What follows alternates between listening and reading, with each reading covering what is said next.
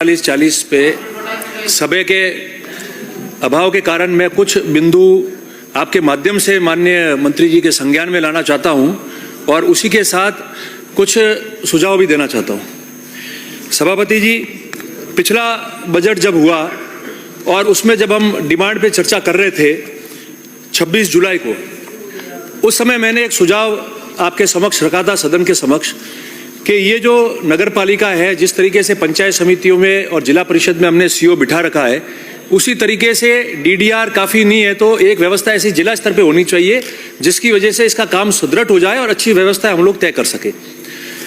माननीय मुख्यमंत्री जी ने जब मेरे ख्याल से एप्रोप्रिएशन बिल पर जवाब दे रहे थे, जब 29 जुलाई को उन्होंने एक घोषणा की थी कि समस्त नगरीय निकायों में जन सुविधा के कार्य समयबद्ध एवं गुणवत्तापूर्वक रूप से संपादित हो सके, इसलिए जिला स्तर पर जिला नगरीय आयुक्त डिस्ट्रिक्ट म्युनिसिपल कमिश्नर की नियुक्ति किया जाना प्रस्तावित है। ये सदन में माननीय मुख्यमंत्री जी ने घोषणा की थी। माननीय मंत्री जी, दूसरा बजट आ गया, उसकी डिमांड पे हम चर्चा कर रहे हैं। आने वाले दिनों में मुख्यमंत्री जी एप्रोप्रिएशन बिल पे बोलेंगे। आपके हिसाब से तय कर लेना, बता देना, आपका जवाब आवे जब, कि कितने जिलों में आपने डिस्ट्रिक्ट म्युनिसिपल कमिश्नर बिठाए, कितने जिलों में डिस्ट्रिक्ट म्युनिसिपल कमिश्नर के पद जो है, उस पद के अतिरिक्त जो स्टाफ चाहिए उसके कितने पद आपने सृजित किए। मेरी जानकारी के हिसाब से हमारे जो पूरा संपूर्ण क्षेत्र आसपास के जिले हैं, मैंने उसमें पता किया, कहीं भी आज तक जो है वो डिस्ट्रिक्ट म्युनिसिपल कमिश्नर नहीं बिठाए। मेरे कहने का मकसद ये है कि अच्छा सुझाव था, धन्यवाद आपका, आपने उस सुझाव को लिया और उसकी घोषणा भी की। निश्चित रूप से इसका जो है फायदा सबको मिलेगा, पर वो पद सृजित हो जाने चाहिए थे। डिस्ट्रिक्ट म्युनिसिपल कमिश्नर, जिला नगरपालिका आयुक्त जो है वो बैठ जाने चाहिए थे, पद सृजित हो जाने चाहिए थे और उस पर कार्य शुरू हो जाना चाहिए, जो नहीं हुआ। माननीय सभापति जी, उसके अलावा मैं माननीय मंत्री जी से निवेदन करना चाहता हूं कि मेरा विधानसभा क्षेत्र बिल्कुल बॉर्डर पे है। गुजरात के बड़े शहर, नामी शहर उसके बिल्कुल संलग्न लगते हुए हैं।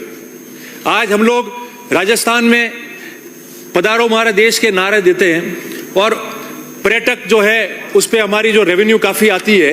और मेरे उस विधानसभा क्षेत्र से जो रामदेवड़ा जी जाते हैं, जैसलमेर जाते हैं, बाड़मेर जाते हैं, सुंदा माता जी जाते हैं, वो सब लोग वहाँ से आते हैं। तो निश्चित रूप से दूसरी जगह भी हमने देखा है, वो जो शहर है, वो जो नगरपालिका है, वो इतनी सुंदर साफ सफाई वाली होनी चाहिए कि आते ही जो हमारे प्रदेश के अंदर पर्यटक आ रहा है, धार्मिक पर्यटक आ रहा है, दूसरा पर्यटक आ रहा है, और जो वहाँ लोग रहते हैं, ऐसा महसूस होना चाहिए कि इतना साफ सुथरा और नगरपालिका क्षेत्र में सारे संसाधनों के साथ में ये शहर जो है उसको अच्छी तरह से स्थापित किया है।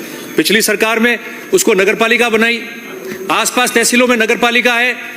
आज ये स्थिति है वहाँ कि किसी प्रकार का जो है स्टाफ नहीं है।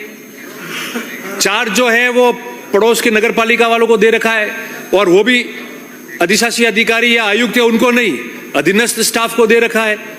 तो मैं समझता हूं कि जिस देश से नगरपालिका बनाई और बॉर्डर की नगरपालिका है, तो उसमें कामकाज जो है वो पूरा नहीं हो पाएगा। मेरा आपसे निवेदन है कि उस नगरपालिका में सीवरेज जो है उसकी योजना को लागू किया जाए, ताकि उस शहर में सीवरेज की संपूर्ण व्यवस्था जो है नगरपालिका के माध्यम से हो सके। नगरपालिका कार्यालय के लिए हमने भूमि आवंटित कर रखी है, अभी तक उसमें काम शुरू नहीं हुआ, टेंडर नहीं हुआ, बजट अलॉट नहीं हुआ है, तो नगरपालिका चलेगी कैसे? तो उसके लिए जो है जहां ये नगरपालिका बनी है उसकी भूमि पर तुरंत नगरपालिका का जो कार्यालय है उसको स्थापित किया जाए। और फायर ब्रिगेड नहीं है एक भी।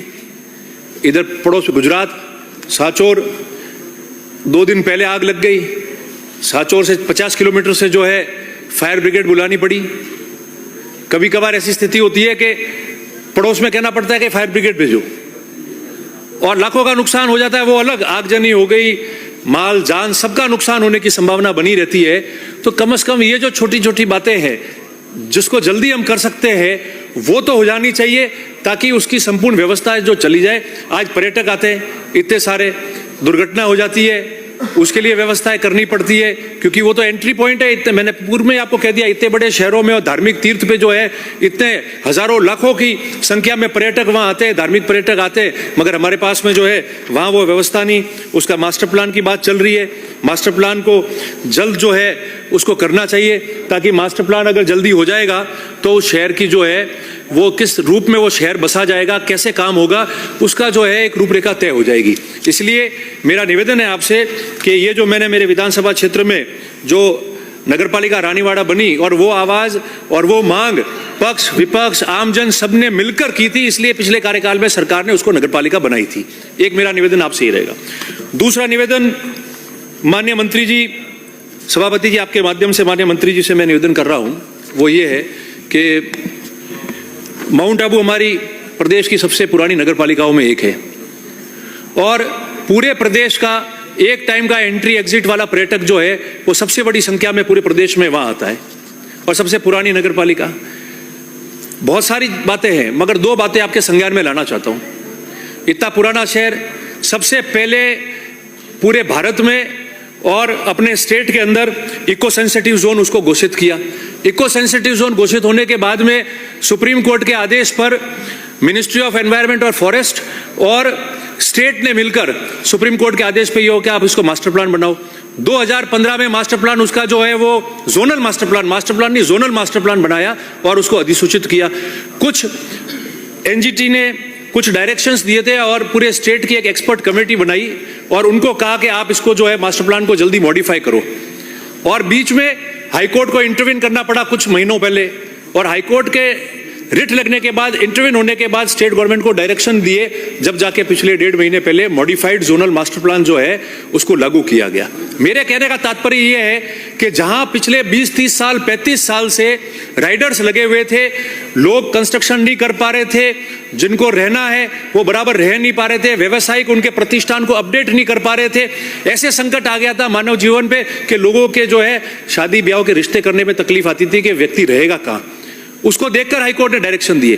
अब कोई राइडर नहीं रहा है, किसी प्रकार की कोई प्रॉब्लम नहीं रही है, 2-2 पीढ़ी 3-3 पीढ़ी सफर कर रही है, 30-35 साल हो गया। हाईकोर्ट ने कहा है तो आपको तो इसको मॉडल पे प्रायोरिटी पे लेने के बाद में तय कराना चाहिए कि 1 महीने के अंदर जो है जितनी भी पेंडिंग एप्लीकेशन है, जितने पेंडिंग स्वीकृति है, जो प्लान पास करने एज पर बायलॉज और एज पर इको सेंसिटिव जोन के मास्टर प्लान के हिसाब से आप उसको पास करा दो ताकि लोगों को किसी प्रकार की कोई तकलीफ नहीं आए।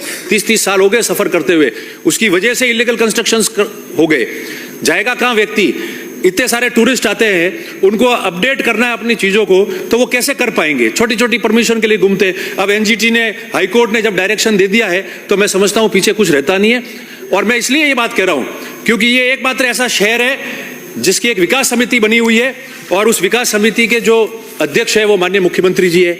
आपके principal secretary, additional chief secretary वहां उसमें मेंबर है। आप उसकी मीटिंग बुलाए, साल में एक बार मीटिंग होती है और एक बार ये मीटिंग हो जाए तो छोटी मोटी जो भी समस्या है विकास की है, उसकी है, वो सारी पूरी हो जाएगी। और जब तक वो मीटिंग नहीं होगी तब तक कंस्ट्रक्टिव डिसीजन जो है वो बिल्कुल नहीं हो पाएंगे। ये आप मैं उसी पे आ रहा हूं।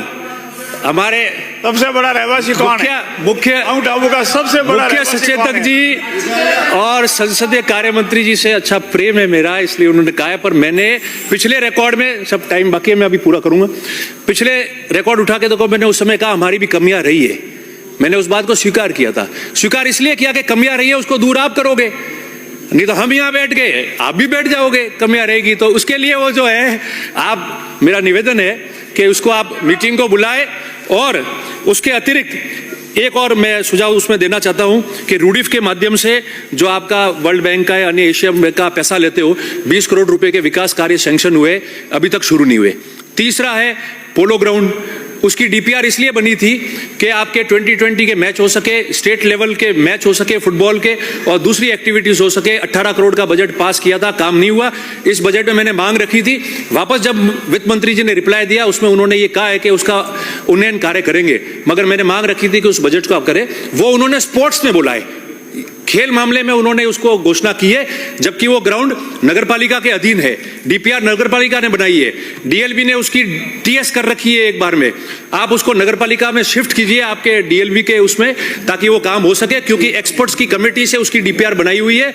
और उनका एमओयू जो हुआ था वो 27 लाख के करीब एमओयू हुआ था, जिसमें से 10 लाख से अधिक का वो भुगतान कर चुके हैं उसके अंदर। तो जब 10 लाख का भुगतान कर दिया है और उसकी डीपीआर बन गई है, तो वो स्पोर्ट्स से आप उसको नगरपालिका में कर दो।